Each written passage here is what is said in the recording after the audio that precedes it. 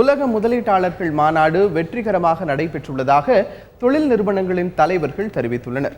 மாநாட்டின் மூலம் 2 லட்சம் கோடிக்கும் மேல் முதலீடு ஈர்க்கப்பட்டுள்ளதை வரவேற்பதாகவும் அவர்கள் கூறியுள்ளனர்.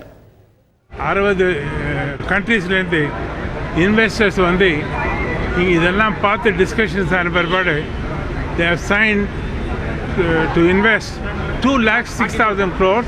Out of that 1,50,000 crores on manufacturing alone. So I think this is a very wonderful thing. இந்த முதலீட்டு மூலம் தமிழ்நாடு மேலும் பல வளர்ச்சிகளை அடையும். இதன் மூலம் வேலை வாய்ப்புகளும் அதிகரிக்கும். இந்த மாநாடு பெரிய வெற்றி என்பதை எங்கள் சங்கத்தின் மூலம் மாண்புமிகு முதல்வர்களுக்கு எங்கள் நஞ்சாத நன்றியையும் பாராட்டையும் தெரிவித்துக் கொள்கிறோம். மாநாடு பெரிய வெற்றின்னு தான் சொல்லணுங்க. ஏன்னா இவ்வளவு நாளைக்கு அப்புறம் இந்த மாதிரி ஒரு மாநாடு நடத்துனதே ஒரு பெரிய வெற்றி.